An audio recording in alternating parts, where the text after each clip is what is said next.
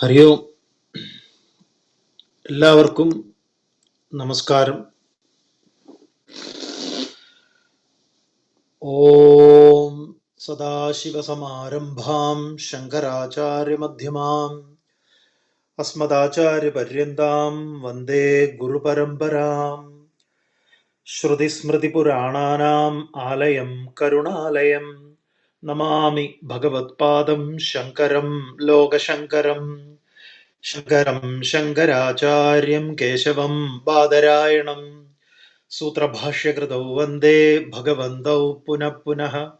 ഈശ്വരോ ഗുരുരാത്മേതി മൂർത്തിഭേദവിഭാഗിനേ വ്യോമവത് വ്യാപ്തദേഹായ ദക്ഷിണാമൂർത്തയേ നമഃ.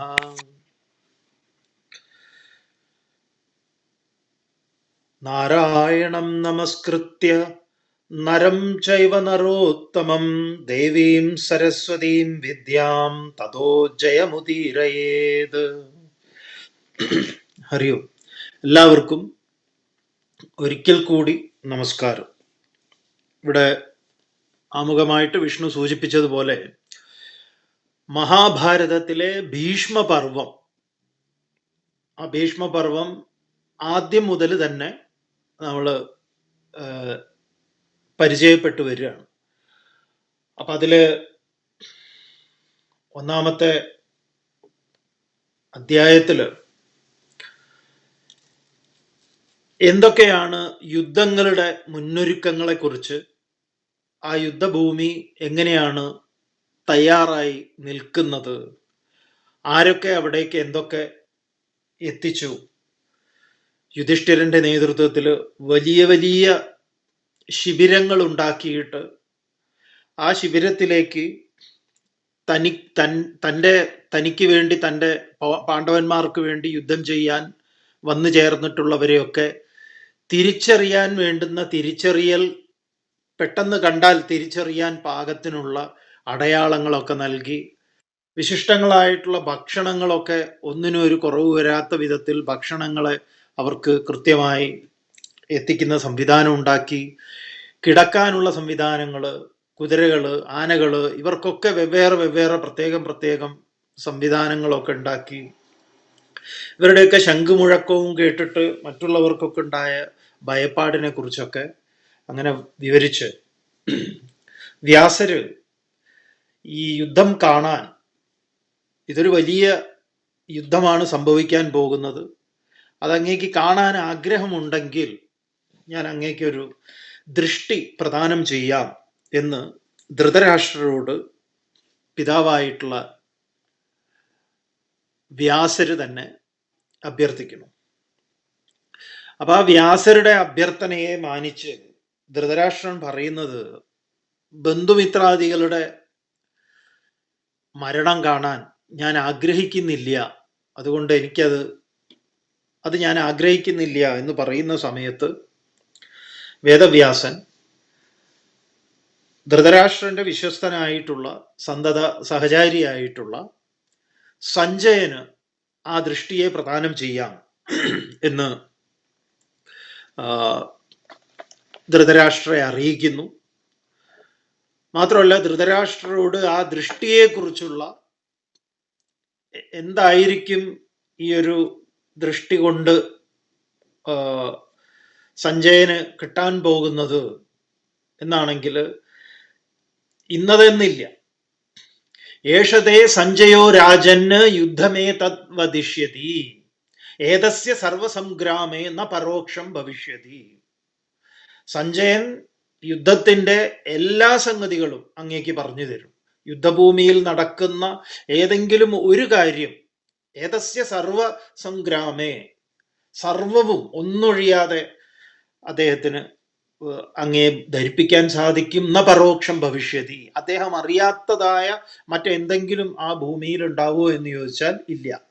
അതിന് കൂടുതൽ വ്യക്തമാക്കി പറയാണ്, പ്രകാശം ച അപ്രകാശം ച അപ്രകാശം വാ ദിവാ വാ യദിവാ നിശി മനസാ ചിന്തിതമപി സർവം വേത്സ്യതി സഞ്ജയ. അത്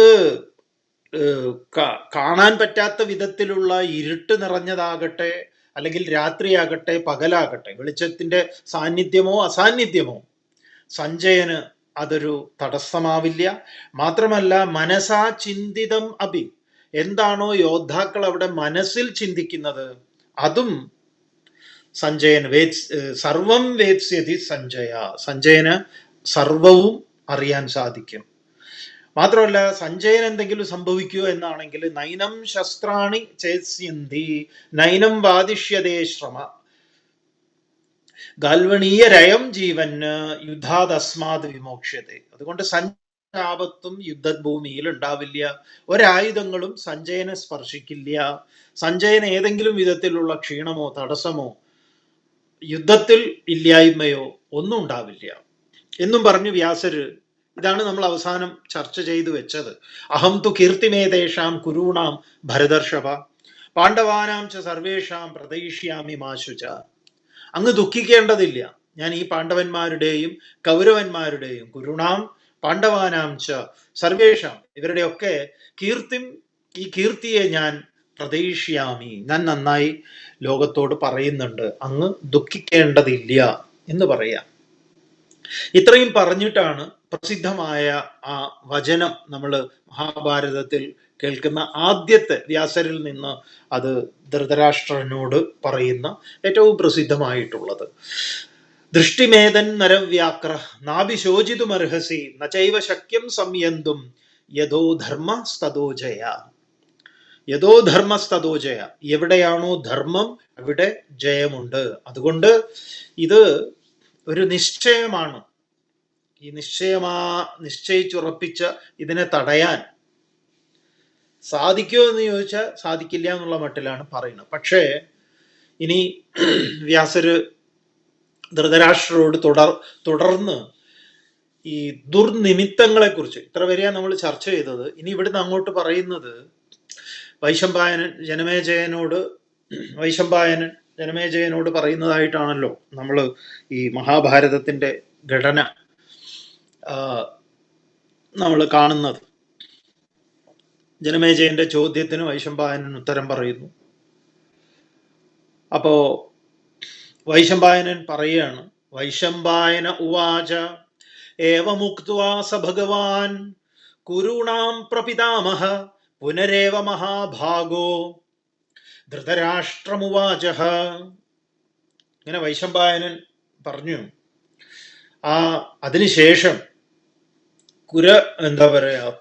കുരുവംശത്തിന്റെ പ്രപിതാമഹനായിട്ടുള്ള കുരുണാം പ്രപിതാമഹ, ആ കുലത്തിന്റെ പതിയായിട്ടുള്ള പിതാമഹനായിട്ടുള്ള വ്യാസൻ പുനരേവ മഹാഭാഗോ വീണ്ടും ധൃതരാഷ്ട്രരോട് പറയാണ്. ധൃതരാഷ്ട്രം ഉവാചഃ. കാരണം ഇതിനൊക്കെ എന്തെങ്കിലും ഒരു അറുതി വരുത്താൻ സാധിക്കുമെങ്കിൽ ഇപ്പൊ വേണം അത് ചെയ്യാൻ എന്ന മട്ടിൽ വ്യാസരുടെ ഇടപെടൽ.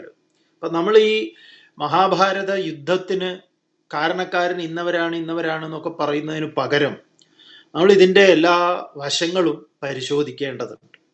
അപ്പൊ നമുക്ക് പലപ്പോഴും മഹാഭാരതം ഒരു ദൂരെ നിന്ന് കാണുക, കേൾക്കുക, മറ്റുള്ളവർ പറഞ്ഞു കേൾക്കുക എന്നുള്ളതിൽ നിന്ന് നമ്മളൊരു നിഗമനത്തിൽ എത്തിച്ചേരുന്നു.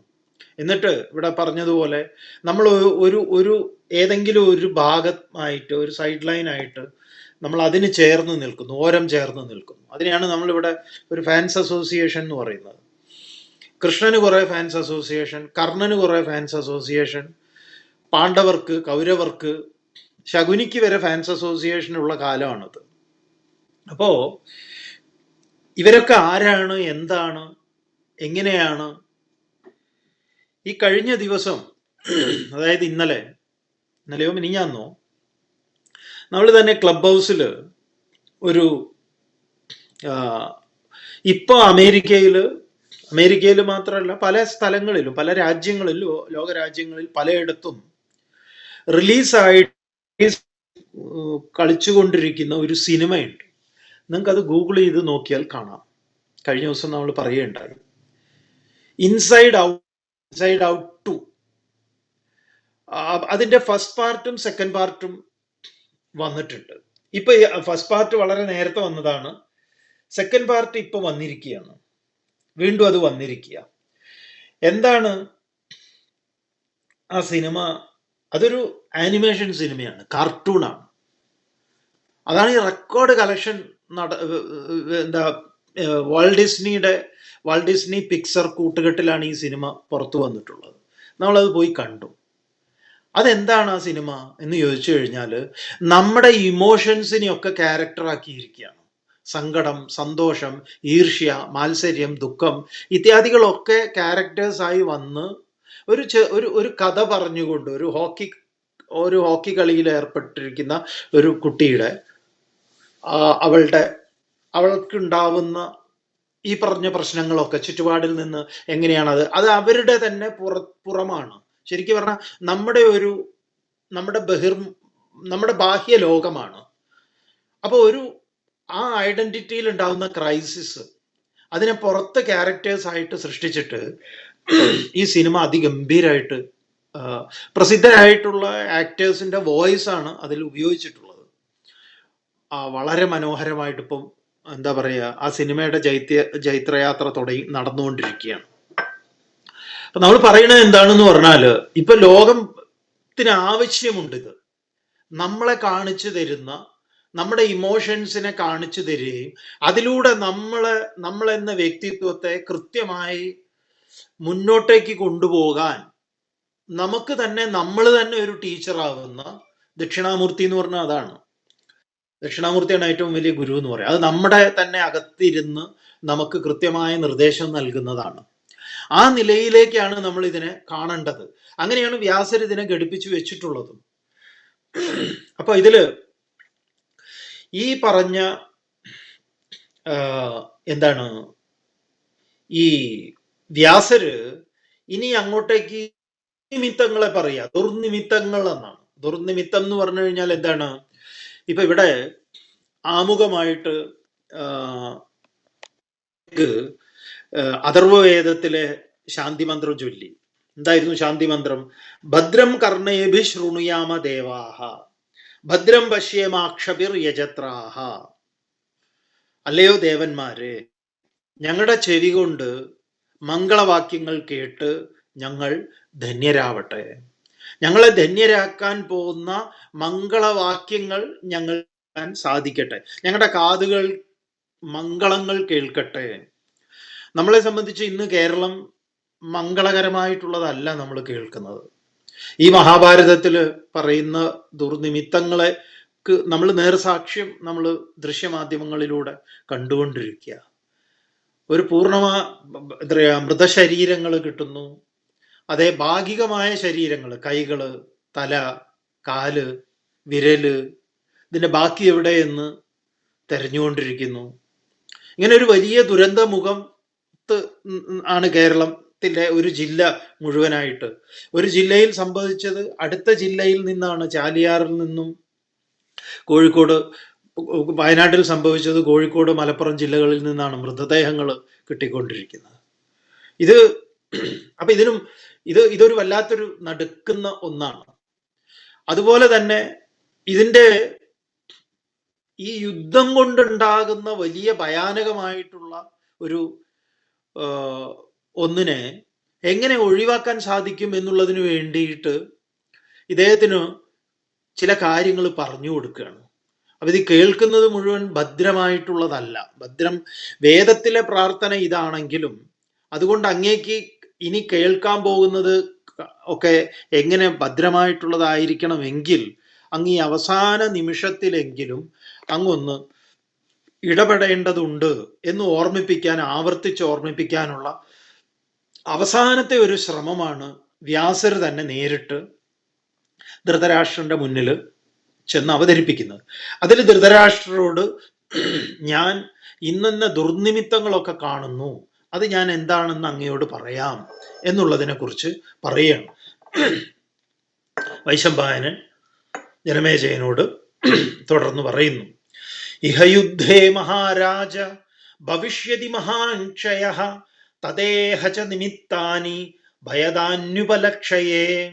ഈ യുദ്ധത്തിൽ, ഇഹയുദ്ധേ, ഹേ മഹാരാജന്, ഈ യുദ്ധത്തില് അതിഭയങ്കരമായ അങ്ങേയറ്റത്തെ മഹാൻക്ഷയ ഭവിഷ്യതി, വലിയ നാശം, മനുഷ്യനാശം വലിയ നാശം, മനുഷ്യരുടെ മാത്രമല്ല വലിയൊരു നാശം ഞാൻ കാണുന്നു. അതിന് തതേ ഇഹ നിമിത്താനി, അങ്ങനെ അതിനുള്ള ആ ചില നിമിത്തങ്ങൾ ഞാൻ, ദുശകുനങ്ങൾ ഞാൻ കാണുന്നുണ്ട്. അത് ഞാൻ എന്തൊക്കെയാണെന്ന് അങ്ങയോട് പറയാം. ശ്യേന ഗൃദ്ധാശ്ച കാകാശ്ച കങ്കാശ്ച സഹിതാപകൈഹി സമ്പദന്തി നഗാഗ്രേഷു സമവായാംശ്ച കുർവതേ അഭ്യഗ്രം ച പ്രപശ്യന്തി യുദ്ധമാനന്ദിനോ ദ്വിജാഃ ക്രവ്യാദാ ഭക്ഷയിഷ്യന്തി മാംസാനി ഗജവാജിനാം നിർദ്ധയം ചാഭിവാശന്ധോ ഭൈരവ ഭയവേദിന കങ്ക പ്രയാന്തി മധ്യേന ദക്ഷിണാം അപിതോ ദിശ. ഈ കഴുകന്മാര്, പരുന്തുകള്, കാക്കകള് എല്ലാം തന്നെ ഇതൊക്കെ കൂടെ ഓരോരോ സ്ഥലത്ത് ഒത്തുകൂടിയിട്ട് മറ്റുള്ള തൻ്റെ തന്നെ വംശങ്ങളെ, കാക്കകളെ വിളിക്കുന്നു, പരുന്ത് മറ്റുള്ളവരെയൊക്കെ ഇങ്ങനെ വിളിക്കുകയാണ്. ഇതൊരു വല്ലാത്തൊരു കാഴ്ചയാണ്. മാത്രമല്ല ഇതെല്ലാം യുദ്ധഭൂമിയിലേക്ക് കുരുക്ഷേത്ര ഭൂമിയിലേക്ക് അടുത്തടുത്ത് വരികയാണ്. ഇവരൊക്കെ എന്തിനാണ് വരുന്നത്? മാംസം തിന്നാനായിട്ടാണ്. ഭക്ഷയിഷ്യന്തി മാംസാനി ഗജവാജിനാം, ആനകളുടെയും കുതിരകളുടെയും ഒക്കെ മാംസം കിട്ടും എന്നറിഞ്ഞ് ഇവന്മാരൊക്കെ കൂടിക്കൂടി വന്നുകൊണ്ടിരിക്കുന്നു. ഉഭയ പൂർവാപരേ സന്ധ്യേ നിത്യം പശ്യാമി ഭാരത ഉദയാസ്തമനേ സൂര്യം കബന്ധൈ ഹരിവാരിതം. ഞാനിതാ ഇപ്പൊ ഈ അടുത്ത കാലത്തായിട്ട് ഈ സൂര്യന്റെ ഉദയവും അസ്തമയവും ഉഭയ പൂർവാപരേ സന്ധ്യേ നിത്യം പശ്യാമി, ഹേ ഭാരത, അല്ലയോ ധൃതരാഷ്ട്രേ, ഞാൻ ഈ അടുത്ത കാലത്ത് സൂര്യൻ ഉദിക്കുന്നതും അസ്തമിക്കുന്നതും ഞാൻ എങ്ങനെയാ കാണുന്നതെന്ന് പറഞ്ഞാൽ, ഉദയാസ്തമനേ സൂര്യം കബന്ധൈ ഹരിവാരിതം, കബന്ധങ്ങളായിട്ടുള്ള, അതായത് തലകൾ പോയിട്ടുള്ള ശരീരങ്ങളെ കൊണ്ട് ചുറ്റപ്പെട്ടതായിട്ടാണ് ഞാൻ സൂര്യോദയത്തെയും സൂര്യാസ്തമയത്തെയും കാണുന്നത്. ഈ കാണുന്നു എന്നുള്ളത് അക്ഷരാർത്ഥത്തിൽ കാണുന്നു. അതായത് ഈ നിമിത്തങ്ങൾ എന്ന് പറയുന്നത്, ഇവിടെ ദുശകുനങ്ങൾ, നിമിത്തങ്ങൾ എന്ന് പറയുന്നത്, നമ്മൾ ഒരു ചിലത് പ്രത്യക്ഷമായിട്ടുള്ള ചില കാഴ്ചകൾ, അങ്ങനെയുള്ള കാഴ്ചകളൊക്കെ ഇവിടെ വരുന്നുണ്ട്. നമ്മളും കാണുമല്ലോ അത്തരം കാഴ്ചകളൊക്കെ. ചിലത് നമുക്ക് ചില സൂചനകൾ നൽകുന്നു. ഇത് ഒരു ശരിയല്ലല്ലോ, അതുകൊണ്ട് ഇതിനെ ഇവിടുന്ന് മാറ്റേണ്ടതുണ്ട്, അല്ലെങ്കിൽ ഇത് കുട്ടികൾക്ക് അപകടം ഉണ്ടാക്കും എന്ന്. ഒരു കുട്ടികളുള്ള വീട്ടിലേക്ക് ഒരാൾ കടന്നു വരുന്ന സമയത്ത് അയാൾക്ക് അവിടെ എന്തെങ്കിലും കാണുന്ന സമയത്ത് അവരോട് പറയും, ഇത് നിങ്ങൾ ഇവിടുന്ന് എടുത്ത് മാറ്റും, ഇത് കുട്ടികൾക്ക് അപകടം ഉണ്ടാക്കുന്ന സാധനം, നമുക്ക് വിശ്വസിക്കാൻ പറ്റില്ല, ഇതിനെ ഒന്ന് മാറ്റിവെക്കുന്നത് നല്ലതാണെന്ന് അവർ പറയും. പറഞ്ഞതുപോലെ ആയിരിക്കാം ചിലപ്പം അത് സംഭവിക്കുക. അത് മാറ്റിവെച്ചിട്ടില്ല എങ്കിൽ എന്തെങ്കിലുമൊക്കെ. അപ്പൊ ചിലത് കാണുന്ന സമയത്ത് അവർക്ക് തോന്നും ഇത് ഇവിടെ ഒരു ആപ്റ്റായിട്ടുള്ള സ്ഥലമല്ലല്ലോ. അല്ലെങ്കിൽ ചില മരങ്ങൾ ചാഞ്ഞു നിൽക്കുമ്പോൾ പറയും ഇതിന്റെ കൊമ്പുകൾ വെട്ടിയിട്ടില്ലെങ്കിൽ ബുദ്ധിമുട്ടാവും. അതൊക്കെ നമ്മൾ കോമൺ സെൻസ് ഉപയോഗിക്കുന്ന സംഗതി തന്നെയാണ് ഈ നിമിത്തങ്ങൾ എന്ന് പറയുന്നത്. അപ്പൊ ഇത് കുറച്ചുകൂടെ ദീർഘവീക്ഷണത്തോടു കൂടി പ്രകൃതിയിലെ വല്ലാത്ത ദൃശ്യങ്ങളാണ് ഇവിടെ വ്യാസൻ വിവരിക്കുന്നത്. അപ്പൊ ഞാൻ ഇങ്ങനെ കാണുന്നു. മാത്രമല്ല സൂര്യനെ ഞാൻ എങ്ങനെ കാണുന്നു? ശ്വേതലോഹിത പര്യന്താഹ കൃഷ്ണഗ്രീവാസ വിദ്യുത വിവർണ പരിഘാ സന്ധൗ ഭാനുമന്ദവരാവയന്. ഈ സന്ധ്യാസമയത്ത് സൂര്യനെ ഞാൻ 3 നിറത്തിലാണ് കാണുന്നത്. ശ്വേതലോഹിത പര്യന്ത കൃഷ്ണഗ്രീവ സവിദ്യുത. ഒരറ്റത്ത് ചുവപ്പാണെങ്കിൽ മറ്റേ അറ്റത്ത് വെളുപ്പാണ്, മധ്യത്തിലാണെങ്കിൽ കറുപ്പാണ്. ഇങ്ങനെയാണ് ഞാൻ സൂര്യനെ കാണുന്നത്. ജ്വലിതാർക്കേന്ദു നക്ഷത്രം നിർവിശേഷ ദിനക്ഷപം അഹോരാത്രം മയാ ദൃഷ്ടം തദ്ഭയായ ഭവിഷ്യതി. ഈ സൂര്യനാകട്ടെ ചന്ദ്രനാകട്ടെ ജ്വലിതാർക്കേന്ദു നക്ഷത്രം നിർവിശേഷ ദിനക്ഷപം അഹോരാത്രം മയാ ദൃഷ്ടം. ഇതിന് രാവെന്നോ പകലെന്നോ ഇല്ലാത്ത വിധത്തിലാണ് ഇതിനെയൊക്കെ ഇപ്പൊ കാണുന്നത്. ഇത് പകലും ഇതിനെ കാണുന്നു, രാത്രിയും കാണുന്നു. ഇതിന് ഉദയാസ്തമയങ്ങളൊക്കെ നഷ്ടപ്പെട്ടിരിക്കുന്ന ഒരു അശുഭ ലക്ഷണത്തോടു കൂടിയിട്ടൊക്കെയാണ് ഞാൻ കാണുന്നത്. അലക്ഷ്യ പ്രഭയാഹീന പൗർണമാസീം ച കാർത്തികീം ചന്ദ്രോ ഭൂതഗ്നിവർണശ്ച പത്മവർണ്ണ നഭസ്ഥലേ. പത്മവർണ്ണ നഭസ്ഥലെ, പത്മവർണ്ണത്തോട് കൂടിയിട്ടുള്ള നല്ല പൗർണമിയില് നീലത്താമര പോലെ കാണുന്ന ആ ആകാശത്തില് ചന്ദ്രനെ കാണാൻ തന്നെ സാധിക്കുന്നില്ല. പൗർണമിയാണ്, പക്ഷെ ചന്ദ്രനെ കാണുന്നില്ല. അതേ സമയത്തോ പൗർണമാസീം ച കാർത്തികീം പ്രഭയാഹീന, കാർത്തിക മാസത്തിലെ പൗർണമി അതിനെ കാണുന്നില്ല. എന്താണെന്നാണെങ്കിലോ അത് മറ്റൊന്നിനെ അപഹരിച്ചിരിക്കുന്നു. മാത്രല്ല സ്വപ്സ്യന്തി നിഹതാവീര ഭൂമിമാവൃത്യ പാർത്ഥിവാഹ രാജാനോ രാജപുത്രാശ്ച ശൂര പരിഘബാഹവഃ. ഈ ഈ ഭൂമിയുണ്ടല്ലോ, ഭൂമിയും ആവൃത്യ, ഭൂമിയെ മുഴുവൻ മറച്ചിരിക്കുന്നു. എന്താണ് മറച്ചിരിക്കുന്നത് എന്നാണെങ്കിൽ ഈ വീരന്മാരായിട്ടുള്ള ക്ഷത്രിയന്മാരുടെ കൈകളെ കൊണ്ട്, കൈകൾ വെട്ടിമാറ്റപ്പെട്ട വലിയ വലിയ കൈകളെ കൊണ്ട് ഭൂമി അങ്ങനെ നിറഞ്ഞിരിക്കുന്നു. അന്തരീക്ഷേവരാഹസ്യ വൃഷദംശസ്യ ചോഭയോഹോ പ്രാണദം യുദ്ധ്യതോ രാത്രൗ രൗദ്രം നിത്യം പ്രലക്ഷയേ. സർവതും ഇങ്ങനെ എന്താ പറയാ, പന്നി, ഈച്ച, സകല ജീവജാലങ്ങളും അസ്വസ്ഥതകളെ പ്രകടിപ്പിച്ചുകൊണ്ട് അങ്ങനെ ഓരിയിടുന്നു, ബഹളം ഉണ്ടാക്കുന്നു. ദേവത പ്രതിമാശ്ചൈവ കമ്പന്തി ച ഹസന്തി ച വമന്തി രുതിരം ചാസ്യേ ഗിദ്ധ്യന്തി പ്രപതന്തി ച. ദേവതാ പ്രതിമാഹ ച, ദേവതകളുടെ പ്രതിമകൾ, വിഗ്രഹങ്ങള്, ദേവതകളുടെ വിഗ്രഹങ്ങളൊക്കെ കമ്പന്തി, അതങ്ങനെ ഇളകുന്നു, ഇളകുകയാണ്. മാത്രമല്ല എന്താണ്, ഹസന്തിച്ച, അത് ചിരിക്കുന്നു. രുതിരം, അത് രുതിരം, രക്തം, വമന്തി, അത് രക്തം ഛർദിക്കുന്നു. ഗിദ്യന്തി, അത് കരയുന്നു. പ്രപതന്തിച്ച, അത് താഴെ വീഴുന്നു. ഇങ്ങനെ വിഗ്രഹങ്ങൾ വിറയ്ക്കുന്നു, അത് ചിരിക്കുന്നു, ചോര ഛർദിക്കുന്നു, കരയുന്നു, ഉച്ചത്തിൽ നിലത്ത് വീഴുന്നു. ഇതൊക്കെ ഞാൻ കാണുന്നു. അനാഹതാദുന്ദുഭയ പ്രണതന്തി വിശാംപദേ അയുക്താശ്ച പ്രവർത്തന്തേ ക്ഷത്രിയാണാം മഹാരഥാഹ. ക്ഷത്രിയരായിട്ടുള്ള ക്ഷത്രിയന്മാരുടെ അയുക്താശ്ച പ്രവർത്തന്തേ, യുക്തം കൂട്ടിച്ചേർത്തിട്ടുള്ള ഏത് രഥം, കുതിരയോട് ചേർത്തിട്ടുള്ള രഥങ്ങള്. അയുക്ത എന്ന് പറഞ്ഞാൽ കുതിരയില്ലാത്ത കാലി രഥം. എന്താണ്, അതിങ്ങനെ പ്രവർത്തന്തേ, അതിങ്ങനെ ഓടിപ്പോണു. ചില കാറുണ്ടല്ലോ നിർത്തിയിട്ട് സ്റ്റാർട്ടായിട്ട് ഇങ്ങനെ പോണത്, പ്രേതത്തിന്റെ സിനിമയിലൊക്കെ, ഡ്രാക്കുള സിനിമകളിലൊക്കെ കാണുന്നത് പോലെ അങ്ങനത്തെ കാഴ്ചകളാണ് മുഴുവൻ വിവരിക്കുന്നത്. അപ്പൊ ഇത് രഥം, കുതിരയൊന്നുമില്ല, ഇതിങ്ങനെ പോകുന്നു. പിന്നെയോ അനാഹത ദുന്ദുഭയ, ദുന്ദുബികള്, ദുന്ദുബി എന്ന് പറഞ്ഞാൽ പെരുമ്പറകള്, ആളൊന്നുമില്ല, പക്ഷെ പെരുമ്പറ തനിയെ മുഴങ്ങുന്നു. അപ്പൊ പെരുമ്പറ തനിയെ മുഴങ്ങുന്നു. കുതിരകളെ പൂട്ടാത്ത രഥങ്ങള് കാലിയായിട്ട് അങ്ങനെ പോകുന്നു. കോകില ശതപത്രാശ്ച ആശാഭാസാശുകാസ്തത സാരസാശ്ച മയൂരാശ്ച വാചോ മുഞ്ചന്തി ദാരുണാഹ. ഈ കോകിലം, ഈ മയിലുകള്, ഇങ്ങനെ തുടങ്ങിയിട്ടുള്ള ഈ തത്ത, ഇങ്ങനെയുള്ളതൊക്കെ പതിവിൽ വിപരീതമായിട്ടുള്ള ശബ്ദങ്ങളെ പുറപ്പെടുവിപ്പിക്കുന്നു. ഗൃഹീത ശാസ്ത്രാക്രോശന്തി ചർമ്മിണോ വാചിപൃഷ്ടകാഹ അരുണോദയെ പ്രദൃശ്യന്തേ ശതശ ശലഭവ്രജാഹ.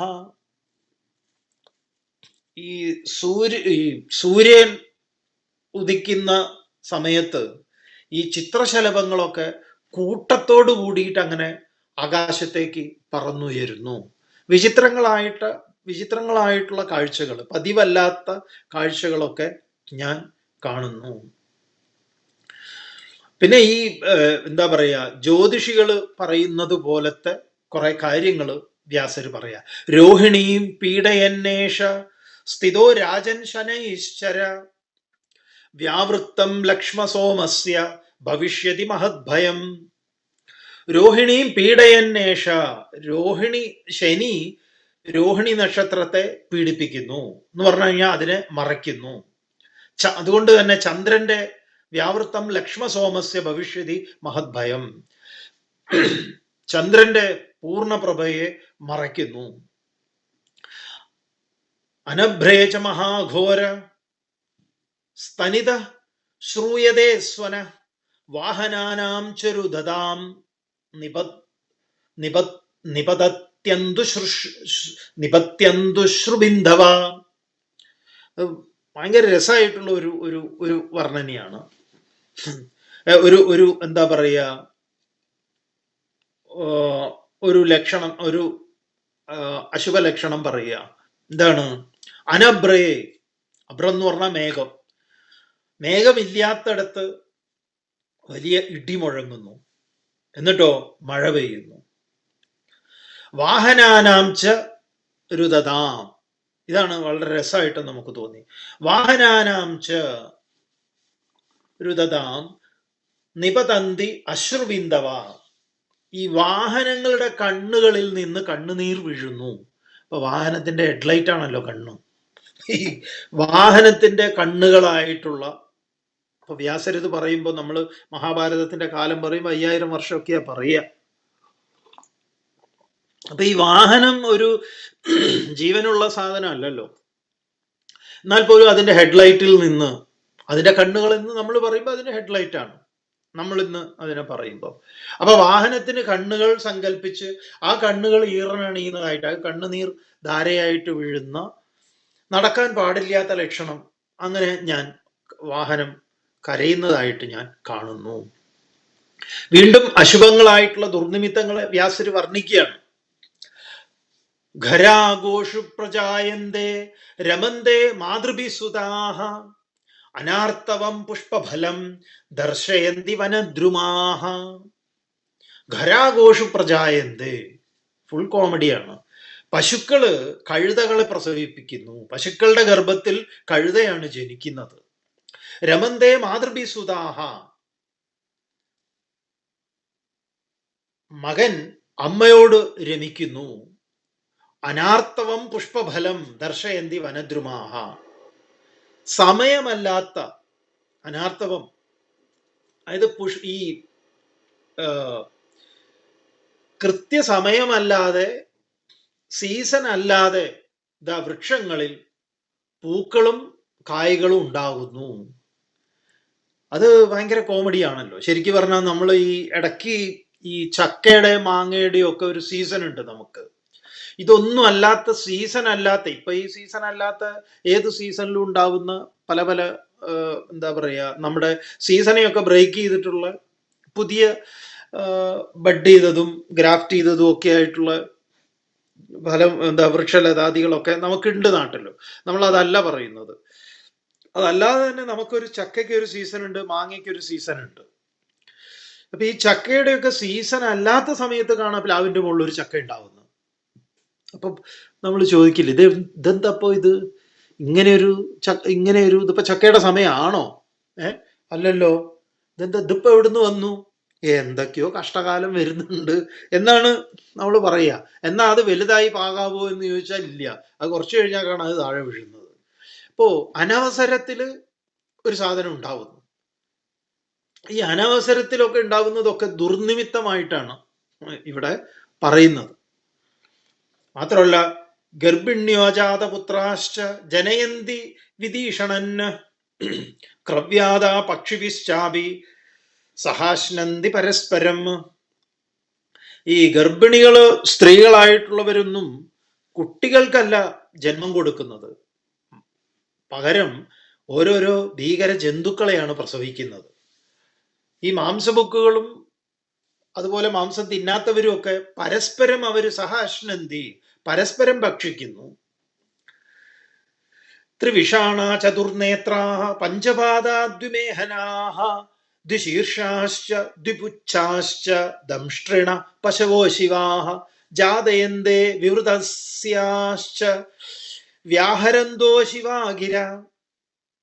ത്രിവിഷാണ, 3 കൊമ്പുകൾ, ചതുർനേത്ര, 4 കണ്ണുകള്, പഞ്ചപാദ, 5 കാലുകള്, ദ്വിമേഹന, 2 മൂത്രേന്ദ്രിയങ്ങള്, ദ്വിശീർഷ, 2 തലകള്, ദ്വിപുച്ഛ, രണ്ട് വാലുകൾ. ഇങ്ങനെ അശുഭങ്ങളായിട്ടുള്ള ലക്ഷണങ്ങളോട് കൂടിയിട്ടുള്ള മൃഗങ്ങളൊക്കെ ഇങ്ങനെ ജനിക്കുന്നു. ഇതൊക്കെ കരയുന്നു, ബഹളം ഉണ്ടാക്കുന്നു. ഗോവത്സം ബന്ധവാസൂതേ ശ്വാസൃകാലം മഹീപതേ കുക്കുരാൻ കരപാശ്ചൈവ ശൂകാശാശുഭവാദിന. പെൺകുതിര, പശുക്കുട്ടി, നായ, ഇതൊക്കെ ഓരോന്നിനെ അന്തോ കുന്തവും ഇല്ലാതെയാണ് പ്രസവിക്കുന്നത്. ആന നായയെ പ്രസവിക്കുന്നു, കുതിര പശുക്കുട്ടിയെ പ്രസവിക്കുന്നു, നായ കുറുനരിയെ പ്രസവിക്കുന്നു. എല്ലാം ക്രോസ് ബ്രീഡുകൾ ഉണ്ടാവുന്നു. ഇതൊക്കെ അശുഭ ലക്ഷണങ്ങളാണ്. ഏറ്റവും വലിയ രസമായിട്ടുള്ളത് സ്ത്രീയാകാശ്ചിത് പ്രജായന്തേ ചതസ്ര പഞ്ചകന്യകാഹ ജാതമാത്രാശ്ച നൃത്യന്തി ഗായന്തി ച ഹസന്തി ച. വ്യാസര് ഇവിടെ പറയുന്ന ഒരു നിമിത്തമായിട്ട് നമ്മൾ കണക്കാക്കുമ്പം നമ്മളൊന്ന് ശ്രദ്ധിക്കേണ്ടതുണ്ട്. എന്താണ് പറയുന്നത്? സ്ത്രീയാഹ കശ്ചിത് പ്രജായന്തേ ചതസ്ര, അതായത് ഒരു സ്ത്രീകൾ ഒരേ സമയം 4-5 കന്യകാഹ പെൺകുട്ടികൾക്ക് ജന്മം നൽകുന്നു. അതിരിക്കട്ടെ, അത് ഉണ്ടാവും. ജാതമാത്രാശ്ച, ജനിച്ച ഉടനെ തന്നെ കുട്ടികള് ജാതമാത്രാശ്ച, ജനിച്ചപ്പോ തന്നെ നൃത്യന്തി, നൃത്തം വെക്കുന്നു, ഗായന്തി, പാട്ടുപാടുന്നു, ഹസന്തി, ചിരിക്കുന്നു. അങ്ങനെ ജനിച്ച സമയത്ത് തന്നെ കുട്ടികൾ ചിരിക്കുന്നു, പാട്ടുപാടുന്നു, ഡാൻസ് കളിക്കുന്നു എന്നൊക്കെ പറയുമ്പോൾ നമ്മൾ കുറച്ചുകൂടി ഒന്ന് എടുക്കുമ്പോൾ വളരെ ചെറുപ്പത്തിൽ തന്നെ അപാരമായ സ്കില്ലോട് കൂടിയിട്ടുള്ള പ്രവർത്തനങ്ങൾ നമ്മൾ കാണുന്നുണ്ട്. സോഷ്യൽ മീഡിയയിലൊക്കെ പലരും അത് കാണിക്കുന്നുണ്ട്. അപ്പൊ നമ്മൾ പറയും, ഓ ഇപ്പോഴേ ഇതാണ് സ്ഥിതിയെങ്കിൽ വലുതാവുമ്പോൾ എന്താവും എന്ന്. നമുക്ക് എങ്ങനെയാ ഇതിനെ എടുക്കേണ്ടതെന്ന് അറിയില്ല. എന്തായാലും വ്യാസർ ഇതിനെ ഒരു ചേരാത്ത ഭാവത്തിൽ കാണുന്നു. ഇത് ജനിച്ച ഉടനെ എന്നാണ് വ്യാസർ പറയുന്നത്. മറ്റേത് നമ്മുടേത് കുറച്ചുകൂടെയൊക്കെ 2 വയസ്സ് 3 വയസ്സ് എന്നൊക്കെ പറയുമ്പോഴേക്കും തന്നെ പിള്ളേർ അപാരമായിട്ടുള്ള കാര്യങ്ങളെ ചിലർ കാണിക്കുന്നു. പൃഥക് ജനസ്യ സർവസ്യ ക്ഷുദ്രകാ പ്രഹസന്തി ച നൃത്യന്തി പരിഗായന്തി വേദയന്തോ മഹദ്ഭയം. ഇനി പൃഥക് ജനസ്യ സർവസ്യ, ഇനി മറ്റുള്ള ആളുകളുടെ പൃഥക് ജനസ്യ എന്ന് പറയുമ്പോൾ സാധാരണഗതിയിൽ ഇവിടെ എന്താ പറയുക, മറ്റു ജന്മങ്ങൾ എന്ന് പറഞ്ഞു കഴിഞ്ഞാൽ നീചജാതി എന്നുള്ള അങ്ങനെയാണ് സാധാരണ പൃഥക് ജനസ്യ എന്ന് പറയുമ്പോൾ എടുക്കാറുള്ളത്. അവിടെയും നോക്കുകയാണെങ്കിൽ ഈ പറഞ്ഞ കണ്ണുപൊട്ടൻ, കാതില്ലാത്തവൻ, ഇങ്ങനെയുള്ളവരൊക്കെ തന്നെ ജനിക്കുന്നു. ഇവരും ഇതേപോലെ തന്നെ ബഹളങ്ങളൊക്കെ വെക്കുന്നു. തമ്മാമില് ഇവര് അടിയുണ്ടാക്കുന്നു, കൊടുങ്കാറ്റടിക്കുന്നു തുടങ്ങിയിട്ടുള്ള അങ്ങനെ. പിന്നെ വീണ്ടും പറയാണ് ഈ പറഞ്ഞ എന്താണ് എങ്ങനെയാണ് ഈ നമ്മുടെ നക്ഷത്രങ്ങളും മറ്റു നക്ഷത്രങ്ങൾ, ഓരോരോ നക്ഷത്രങ്ങളുടെ പേരെടുത്ത് പറഞ്ഞുകൊണ്ട് ഇന്നെന്ന നക്ഷത്രങ്ങളെ അപഹരിക്കുന്നു. അതുകൊണ്ട് തന്നെ ഒന്നും തന്നെ പരസ്പരം കാണാൻ പറ്റാത്ത, അടയാളപ്പെടുത്താൻ പറ്റാത്ത വിധത്തിലായിരിക്കുന്നു. പൃഥിവി ശോണിതാവർത്ത ദ്വജോടുപ സമാകുല കുരുണാം വൈശ്യസേരാജന് പാണ്ഡവൈ സഹ ഭാരത. ഇവര് തമ്മിൽ പൃഥ്വിയും ശോണിതാവർത്ത, ഇവര് തമ്മിൽ യുദ്ധം നടന്നു എങ്കിൽ കുരുണാം പാണ്ഡവൈഹി സഹ, ഇവര് യുദ്ധം നടന്നു കഴിഞ്ഞാൽ അതിൽ വലിയൊരു രക്തത്തിന്റെ എന്താ പറയാ നദി തന്നെ ഒഴുകും. അത് എങ്ങനെയാണ്? അതൊരു ചുഴികളുള്ള നദിയാണ് എന്ന് പറയാ. അതില് ഇങ്ങനെ തോണികൾ കണക്കെ ആനകൾ നീന്തി തുടിക്കുന്ന പറഞ്ഞു, അത്രയും രക്തങ്ങൾ ഒഴുകുന്നതായിട്ട് ഞാൻ കാണുന്നു. ഇതൊക്കെ ഭാവിയും കൂടെ കാണുകയാണ്, പറയുകയാണ് വ്യാസര്. ഇതൊക്കെയാണ് സംഭവിക്കാൻ പോകുന്നത്. നേരത്തെ തുടക്കത്തിൽ പറഞ്ഞു, എന്താണ് പറഞ്ഞത്? അതായത് രാജ്യത്ത് ഒരു വൃദ്ധന്മാരും കുട്ടികളുമല്ലാതെ വേറെ ആരുമില്ല. എല്ലാവരും യുദ്ധത്തിന് വേണ്ടി പോയിരിക്കുന്നു. കുതിരകളില്ല, ആനകളില്ല, തേരുകളില്ല, എല്ലാം തന്നെ യുദ്ധത്തിനായിട്ട് എൻഗേജ്ഡ് ആണ്. ആകെ ഇവിടെ നോക്കിയാലും വൃദ്ധരും കുട്ടികളും സ്ത്രീകളും മാത്രമേ ഉള്ളൂ. അവരൊന്നും യുദ്ധത്തിൽ പങ്കെടുക്കാത്തവരാണ്. ബാക്കി എല്ലാവരും യുദ്ധത്തിലാണ്.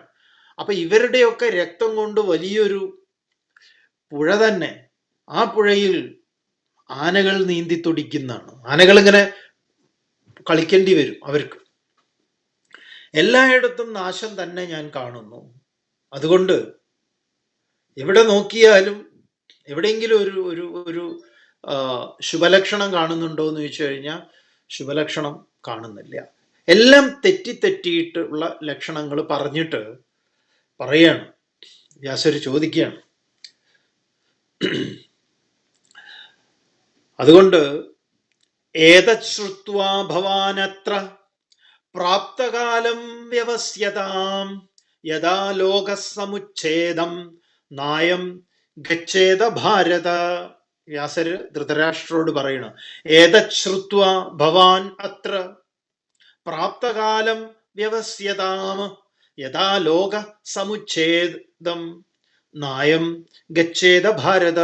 അല്ലയോ ഭരതകുല വംശ ശ്രേഷ്ഠനായിട്ടുള്ളവനെ, ഏതശ്രുത്വ, ഇതെല്ലാം കേട്ടിട്ട് അങ്ങ് ഭവാൻ, അങ്ങ് ഈ അവസരത്തില് എന്താ വേണ്ടത്? ലോകത്തെ നാശത്തിൽ നിന്ന് രക്ഷിക്കുന്നതിന് എന്തെങ്കിലും അങ്ങയുടെ ഭാഗത്ത് നിന്ന് ഒരു ഉപായം ഉണ്ടാവണം. ഇത്രയും വ്യാസര് പറഞ്ഞു. വൈശമ്പായന ഉവാച പിതുർവചോ നിശമ്യേതത് ധാർത്തരാഷ്ട്രോ ബ്രവീദിതം ദിഷ്ടമേതത് പുരാമന്യേ ഭവിഷ്യതി നരക്ഷയഃ. വൈശമ്പായനൻ പറയാണ്, അല്ലയോ ജനമേജയ, ഇങ്ങനെ പിതുർവചോ നിശമ്യേതത്, വ്യാസരുടെ അച്ഛൻ എന്താണോ പറഞ്ഞത് അതെല്ലാം കേട്ടിട്ട് ധൃതരാഷ്ട്രൻ പറയാണ്, ഇതെല്ലാം ദിഷ്ടമേതത് പുരാം അന്യേ, പണ്ട് തന്നെ ഇതൊക്കെ നിശ്ചയിച്ചിട്ടുള്ളതല്ലേ, അതുകൊണ്ട് ഭവിഷ്യതി നരക്ഷയഃ, നരന്മാരുടെ, മനുഷ്യന്മാർക്ക് ക്ഷയം സംഭവ്യമാണ്. ഇത് ഈ നാശം ഉണ്ടാവുക തന്നെ ചെയ്യും. രാജാനക്ഷത്രധർമ്മേണ യതി വധ്യന്തി സംയുഗേ വീരലോകം സമാസാദ്യ സുഖം പ്രാപ്സ്യന്തി കേവലം. മൂപ്പര് പറയാണ്, രാജാക്കന്മാരുണ്ടല്ലോ ക്ഷത്രിയധർമ്മം അനുസരിച്ച് ക്ഷത്രധർമ്മേണ യതി വധ്യന്തി, അവര് യുദ്ധത്തിൽ വധിക്കപ്പെടുന്നുവെങ്കിൽ വീരലോകം സമാസാദ്യ, അവർ ആ സ്വർഗപ്രാപ്തി അവർക്കുണ്ടാവും. സുഖം പ്രാപ്സ്യന്തി കേവലം, അതുകൊണ്ട് അവർക്ക് അങ്ങനെ സ്വർഗം കിട്ടുന്നു പറയാം. ഇതാണ് ധൃതരാഷ്ട്രൻ പറയുന്നത്. വൈശമ്പായനൻ വീണ്ടും പറയുകയാണ്. വൈശമ്പായനോവാച ഏവമുക്തോ മുനിസ്തത്വം കവീന്ദ്രോ രാജസത്തമ ധൃതരാഷ്ട്രേണ പുത്രേണ ധ്യാനമന്വഗമൻ പരം. ഈ തന്റെ പുത്രൻ ഇപ്രകാരം പറഞ്ഞത് കേട്ടപ്പം വ്യാസർ കുറച്ചു നേരം ധ്യാനനിരതനായി.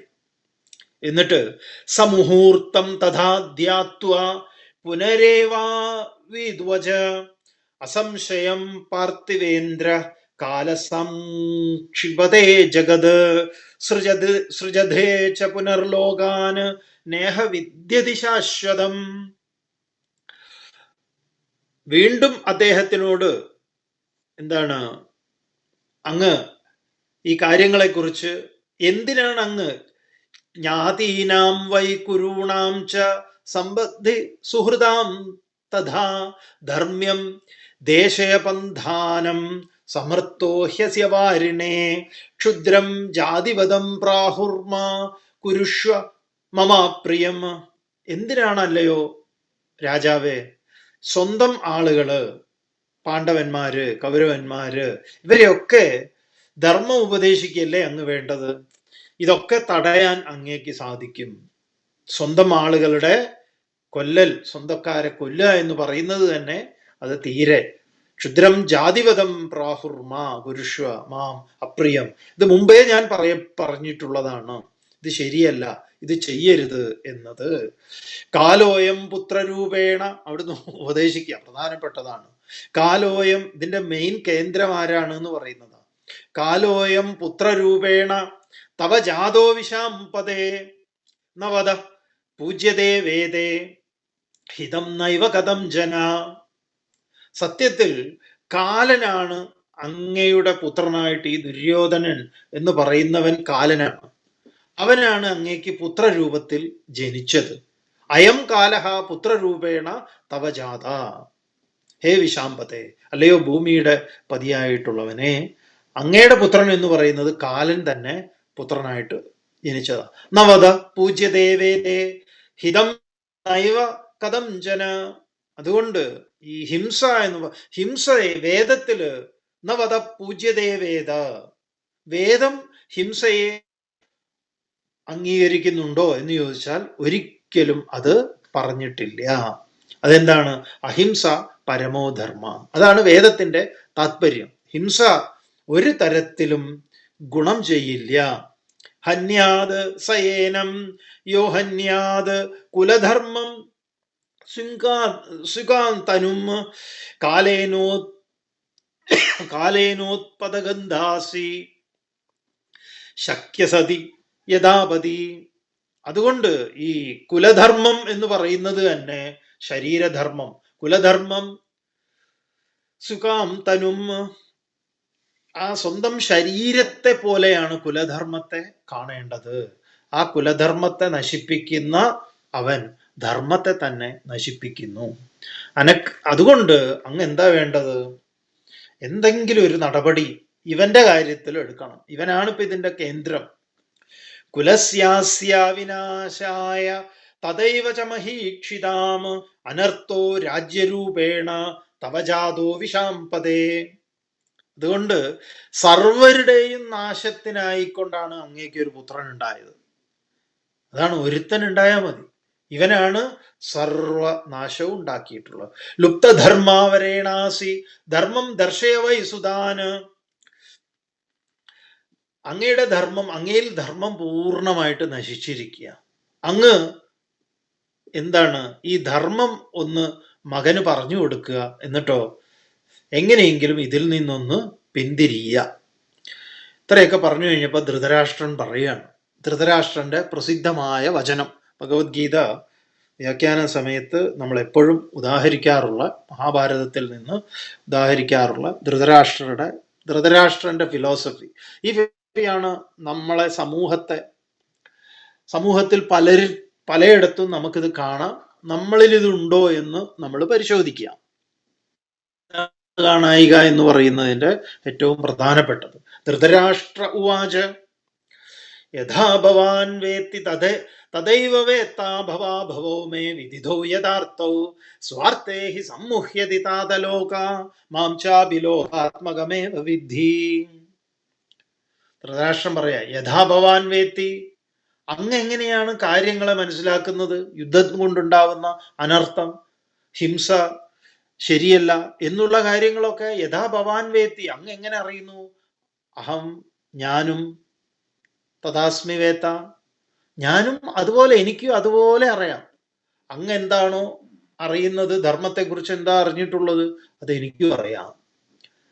പക്ഷേ സമ്മുഹ്യതി താതലോക, അച്ഛാ പിതാവേ, ഈ ലോകമുണ്ടല്ലോ സ്വാർത്ഥത കൊണ്ട് മുങ്ങിയിരിക്കുകയാണ്, മോഹിക്കുന്നതാണ്. അപ്പൊ ഇതൊരു ഒരു എന്താണ്, ഈ ലോകം എന്ന് പറയുന്നത് ഒരു വലിയ കോമ്പറ്റീഷനാണ്. ഇവിടെ ഞാൻ മാത്രം ധർമ്മം പറഞ്ഞോൾ എങ്ങനെയാ മാറി നിന്നാൽ ശരിയാവുക? അതുകൊണ്ട് മാംച അഭി, ഞാനും ലോകാത്മകമേവ വിദ്ധി, ലോകത്തിന്റെ ഭാഗമാണ്, ലോകത്തിന്റെ ഒരു അംശമാണ്. അതുകൊണ്ട് ഞാനും ഈ വഴിയിൽ തന്നെ പോകുന്നു. എങ്ങനെയാണ് എനിക്ക് ഇതിൽ നിന്ന് മാറി സഞ്ചരിക്കാൻ പറ്റുക? അതുകൊണ്ട് സാധ്യമല്ല. ഇതാണ് നമ്മൾ പലയിടത്തും കേൾക്കുന്നത്. നമ്മൾ ഒരാളായിട്ട് ഇപ്പോ ശ്രമിച്ചാൽ നടക്കുവോ? അങ്ങനെയല്ല എന്ന് പറയാം. ഞാനില്ല. അപ്പോ നമ്മുടേത് ചെറുതാണെങ്കിലും അതൊരു നമ്മുടെ നിലപാടും കൂടിയാണ്.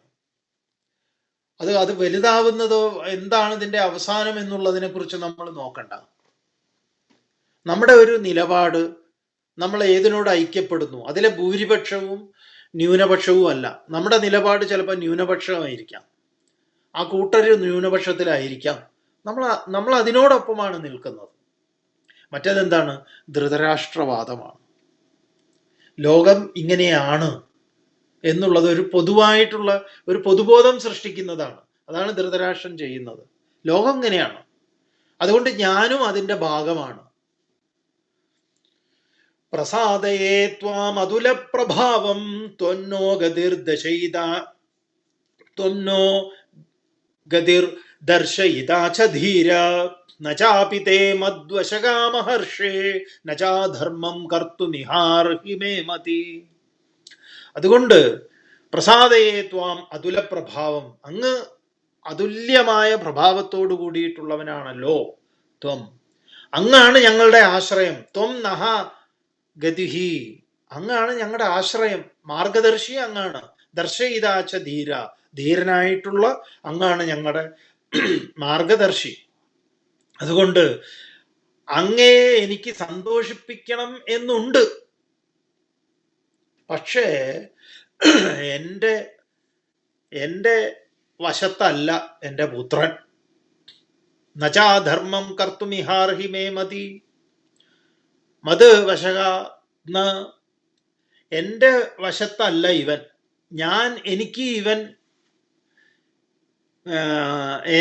എനിക്കിവനെ സ്വാധീനിക്കാൻ സാധിക്കുമോ എന്ന് ചോദിച്ചാൽ സാധ്യമല്ല എന്നാ പറയുന്നത്. എനിക്കിവൻ വശംവദനല്ല, അതുകൊണ്ട് എനിക്ക് അധീനനല്ല ഇവൻ. ത്വം ഹി ധർമ്മപ്രവൃത്തിശ്ച യശകീർത്തിശ്ച ഭാരതി കുരുണാം പാണ്ഡവാനാം ച മാന്യശ്ചാപി പിതാമഹ.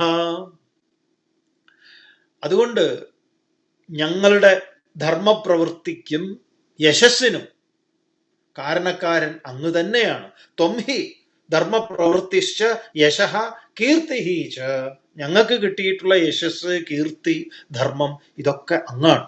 കുരുണാം പാണ്ഡവാനാം ച, പാണ്ഡവന്മാർക്കും കൗരവന്മാർക്കും അങ്ങ് തന്നെയാണ് ബഹുമാന്യൻ, അതിൽ സംശയമില്ല.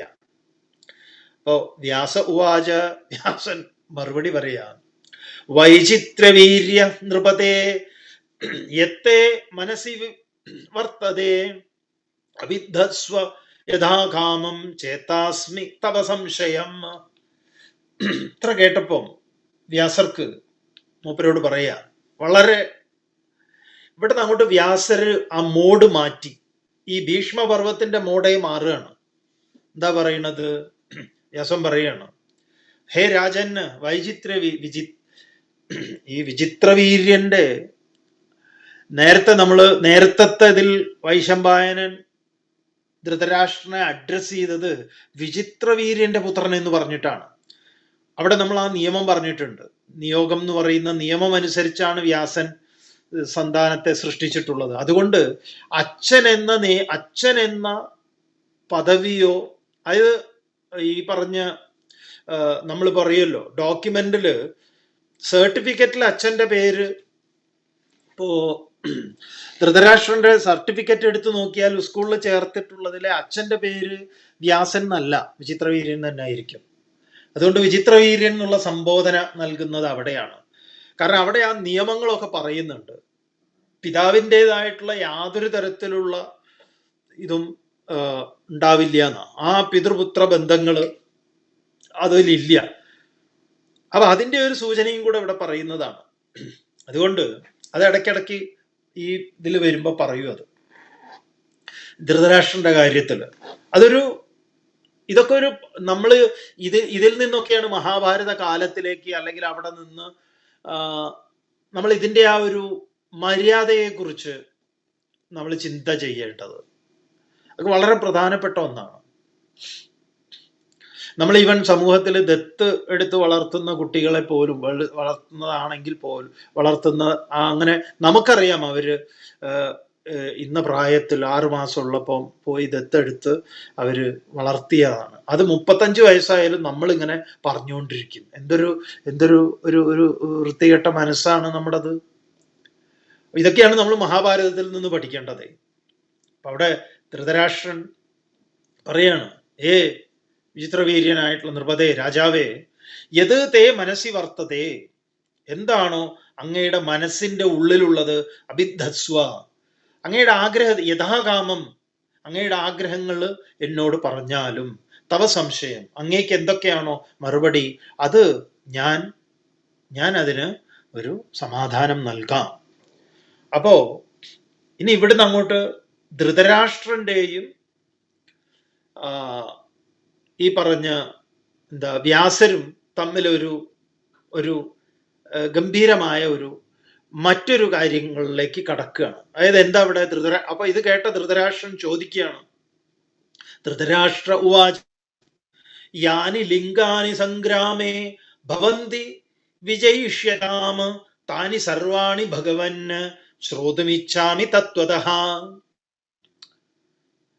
ഹേ ഭഗവന്, അല്ലയോ, ആ സംബോധന എങ്ങനെയാണ്? അച്ഛ എന്നല്ല, ഭഗവൻ. അതുകൊണ്ട് യാനി ലിംഗാനി, ലിംഗാനി എന്ന് പറഞ്ഞ അടയാളങ്ങൾ, യാനി ഏതൊക്കെ അടയാളങ്ങളാണ്, സംഗ്രാമേ വിജയിഷ്യതാം ഭവന്തി, വിജയത്തെ കുറിക്കുന്ന അടയാളങ്ങൾ എന്തൊക്കെയാണ്? അത് യുദ്ധത്തിലാകട്ടെ, യുദ്ധത്തിൽ വിജയങ്ങളെ കുറിക്കുന്ന അടയാളങ്ങൾ എന്തൊക്കെയാണ്? താനി സർവാണി, അതെല്ലാം തന്നെ അഹം ശ്രോതും ഇച്ഛാമി തത്വതഃ, അത് എനിക്ക് നന്നായി അതിൻ്റെ തത്വം, അതിൻ്റെ രഹസ്യം എനിക്ക് നന്നായി അറിയേണ്ടതുണ്ട്. അതെന്നോട് അങ്ങ് പറഞ്ഞു തന്നാലും എന്ന് പറയാം. വ്യാസർ പറയാണ്, മോനെ, ഞാൻ അടുത്ത ഞായറാഴ്ച റോയൽ ക്ലബ് ഹൗസിൽ നിനക്ക് മറുപടി ഇതിന് തരുന്നതായിരിക്കും എന്ന്. ഉഷാജി എന്തെങ്കിലും പറയണം? കേൾക്കാമോ സ്വാമിജി? കേൾക്കാം, നന്നായി കേൾക്കുന്നുണ്ട്. എനിക്കിതിനകത്ത് സംശയങ്ങളൊന്നുമില്ല. എന്നാലും ഈ ദുസൂചനകൾ അല്ലെങ്കിൽ ദുർനിമിത്തങ്ങളൊക്കെ അറിയണമെങ്കിൽ ഒരു സെൻസിറ്റിവിറ്റി നമുക്ക് ഇപ്പോഴത്തെ കാലാവസ്ഥയിൽ ഞാൻ പറയാം, ഇപ്പോഴത്തെ ഈ ജീവിതത്തിൽ ഞാൻ പറയുകയാണ്, ആ സെൻസിറ്റിവിറ്റി നമുക്ക് നഷ്ടപ്പെടുന്നില്ലേ എന്ന് ഒരു ചിന്തിക്കാനുണ്ട്. എന്നാൽ പലർക്കും ദുസൂചനകൾ അല്ലെങ്കിൽ ദുർനിമിത്തങ്ങൾ പലപ്പോഴും നമ്മൾക്ക് മനസ്സിലാകാതെ പോകുന്നുണ്ടല്ലോ പല കാര്യങ്ങളിലും. ഇപ്പം മഴ വരുന്നു എന്ന് പറഞ്ഞാൽ പഴയ കാലത്തെ കാർഷിക സംസ്കാരത്തിൽ നമുക്കത് മനസ്സിലാകുമായിരുന്നു, പ്രകൃതിയോടുള്ള ആ ഒരു പാരസ്പര്യമുള്ളത് കൊണ്ട്. അപ്പൊ അത്തരം ഒരു സെൻസിറ്റിവിറ്റി നമുക്ക് ഇപ്പൊ നഷ്ടപ്പെടുന്നില്ലേ എന്നൊരു ചിന്തയുണ്ട്. അതൊരു വെറുതെ ഒരു ചിന്ത മാത്രമേ ഉള്ളൂ. മറ്റേത് എനിക്ക് ചോദിക്കാനുള്ളത് സഞ്ജയന്റെ സങ്കല്പം, അതിനെക്കുറിച്ച് സ്വാമി ഒന്നും കൂടെ ഒന്ന് വിശദീകരിക്കുക. എന്തൊരു ഈ കോസ്മിക് കോൺഷ്യൻസ് എന്നൊക്കെ പറയുന്ന പോലെ ഈ സഞ്ജയൻ എല്ലാം മനസ്സിലാക്കുന്ന ഒരു ആത്മാവ്, അതിനെക്കുറിച്ചൊന്ന് സംസാരിച്ചാൽ കൊള്ളാമെന്ന് തോന്നുന്നു. തീർച്ചയായിട്ടും ഉഷാജി പറഞ്ഞ ഒരു കാര്യം അത് 100% ശരിയാണ്. കാരണം അത് നമുക്ക് വേണമെങ്കിൽ ഒന്നുകൂടെ ക്ലാരിറ്റിയോടുകൂടി പറയുകയാണെങ്കിൽ, പ്രകൃതിയിൽ മനുഷ്യന്റെ കാര്യത്തിൽ ഈ നിമിത്തങ്ങളെ കണ്ട് അതിന് ഒരു റെമഡി, അതിൻ്റെ ഒരു മുന്നൊരുക്കം നടത്താനുള്ള ശേഷി മനുഷ്യനിൽ നഷ്ടപ്പെട്ടിട്ടുണ്ട് എന്നുള്ളത് ഒരു വസ്തുതയാണ്. കാരണം നമ്മൾ കൂടുതലും എക്യുപ്മെന്റ്സിനെ ആശ്രയിക്കുന്നു. എവിടേക്കോ പല എക്യുപ്മെന്റ്സ് ഉള്ളത് കൊണ്ട് നമ്മൾ അതിന് ശ്രമങ്ങൾ നടക്കുന്നില്ല. അതാണല്ലോ ഈ വയനാട്ടിൽ നടന്നിട്ടുള്ളതിൽ ചില മൃഗങ്ങൾ, ഇപ്പം നമുക്ക് കുരങ്ങനും പൂച്ചയും അങ്ങനെയൊക്കെയുള്ള കുറേ എണ്ണം ഒക്കെ പെട്ടിട്ടുണ്ടെങ്കിലും ഈ ആന മുതലായിട്ടുള്ളതൊക്കെ അതൊന്നും ഇതിൽ പെട്ടിട്ടില്ല. കാരണം അതൊക്കെ പെട്ടെന്ന് തന്നെ മാറുന്നുണ്ട്, വളരെ നേരത്തെ തന്നെ. അവർക്ക് ഇതിൽ കൃത്യമായ സൂചനകൾ കിട്ടുന്നവരാണ്. ആ സൂചനയിൽ നിന്ന് അവർ അതിൻ്റെതായിട്ടുള്ള രീതി എടുത്ത് മുന്നോട്ടേക്ക് പോകുന്നവരാണ്. അതുതന്നെയാണ് നമുക്ക് ഇപ്പോൾ നമ്മുടെ മുന്നിലുണ്ടായിട്ടുള്ള ഈ ദുരന്തത്തിൽ നിന്ന് മനുഷ്യനെ മാറ്റി നിർത്തി കഴിഞ്ഞാൽ നമുക്ക് മനസ്സിലാവുന്ന ഒന്ന്. രണ്ടാമത്തേത് ഉഷാജി പറഞ്ഞത് ഒരു ഈ ഭാഗത്താണ് വ്യാസർ അത് പറയുമ്പം അത് ഒന്നുകൂടെ വ്യാസര അടിവരയിട്ട് പറയുന്നത്. കാരണം മുൻ അധ്യായത്തിൽ കുറേ ഭാഗങ്ങൾ നമ്മൾ ശ്ലോകങ്ങൾ ചൊല്ലി തന്നെ ആരാണ് സഞ്ജയൻ എന്ന് പറയുന്നത്. ആ സഞ്ജയൻ എന്ന് പറയുന്നത് ശരിക്കും പറഞ്ഞാൽ ഒരു ഒരു ഒരു വ്യക്തിയായിട്ടല്ല വ്യാസര അവിടെ പറയുന്നത്. ഷാജി പറഞ്ഞതുപോലെ ഒരു കോസ്മിക്, ഈ നമ്മൾ കഴിഞ്ഞ ക്ലാസ്സിൽ പറഞ്ഞത് എന്താണോ അച്ഛേദ്യോയം അദാഹ്യോയം അക്ലേദ്യോ ശോഷ്യ ഏവച നിത്യ സർവഗതസ്ഥാണു അജലോയം സനാതന എന്ന് സനാതനത്തിന് നിർവചനം നൽകുന്നത് ഇതേ മഹാഭാരതത്തിൽ തന്നെയാണല്ലോ വ്യാസര് അത് പറയുന്നത്. ഈ അഗ്നിക്ക് അമ്പിനും ഈ വാളിനും ഇതിനും ഒന്നും തന്നെ പഞ്ചമഹാഭൂതങ്ങൾക്കോ അസ്ത്രശസ്ത്രങ്ങൾക്കോ ഒന്നും ചെയ്യാൻ പറ്റാത്ത അമരത്വത്തിൻ്റെ ഒരു അവസ്ഥയെ, സർവജ്ഞാനത്തിൻ്റെ ഒന്നാണ് സഞ്ജയൻ എന്ന് പറയുന്നത്. അതൊരു വ്യക്തിയല്ല, അത് ശരിക്കു പറഞ്ഞാൽ നമ്മുടെ ഈ പ്രപഞ്ചത്തിൻ്റെ ആ പ്രപഞ്ചബോധമാണ്. അതാണ് നമ്മുടെ സമഷ്ടി ബുദ്ധി എന്ന് പറയാം. അത് നമ്മളോട് സംവദിക്കുന്നുണ്ട്. അതുമായിട്ട് ട്യൂൺ ചെയ്യാൻ നമുക്ക് സാധിക്കുകയാണെങ്കിൽ, അങ്ങനെ സാധിക്കുന്ന സമയത്താണ് നമ്മുടെ ഈ ജ്ഞാനം എന്ന് പറയുന്നത് ഉണരുന്നത്. അതുകൊണ്ടാണല്ലോ നമ്മൾ ഈ ഗീതയിൽ പറയുന്ന സഞ്ജയൻ ധൃതരാഷ്ട്രൻ ബഹിർമുഖതയിലുള്ള ആളാണ്. ധൃതം രാഷ്ട്രം ഏന സഹ ധൃതരാഷ്ട്ര എന്ന് പറയുന്നിടത്ത് തൻ്റേതല്ലാത്തതിൽ തന്നെ കൈവച്ചിരിക്കുന്ന പരിമിതമായതിൽ തന്നെ കാണുകയും, സഞ്ജയൻ എന്ന് പറയുമ്പോൾ ശാസ്ത്രാദി പരിജ്ഞാനേന ബഹിർമുഖതാം ഉപേക്ഷ്യ സഞ്ജയ എന്നാണല്ലോ. അതായത് ബാഹ്യമായതിനെയൊക്കെ അതിൽ ഏതിലെങ്കിലുമൊക്കെ ഞാനുണ്ട് എന്നുള്ളതല്ല, മറിച്ച് ആ ടോട്ടാലിറ്റി ആയിരിക്കുന്ന അവസ്ഥ. അപ്പോൾ സഞ്ജയനെ അങ്ങനെയാണ് വ്യാസരിതിൽ പറഞ്ഞിരിക്കുന്നത്. ആ സമഷ്ടി ബുദ്ധിയാണ്. അവിടെ നിന്നാണ് നമ്മൾ അതിലേക്കാണ് കണക്ട് ചെയ്യേണ്ടത്. വൈഫൈയിൽ പാസ്വേഡ് കൊടുത്ത് കണക്ട് ചെയ്യുന്നത് പോലെ കണക്ട് ചെയ്ത് കഴിഞ്ഞാൽ അവിടേക്കാണ് മെഡിറ്റേഷൻ വരുന്നത്. അവിടെയാണ് ദിയോയോ എന്ന പ്രചോദയാത് എന്ന് പറയുന്നത് ഈ സഞ്ജയനെ പ്രചോദിപ്പിക്കുന്ന, സഞ്ജയനിലേക്ക് എത്തുന്നതാണ്. അതാണ് നമ്മുടെ ഇതിൽ നിന്ന് മനസ്സിലാക്കൽ.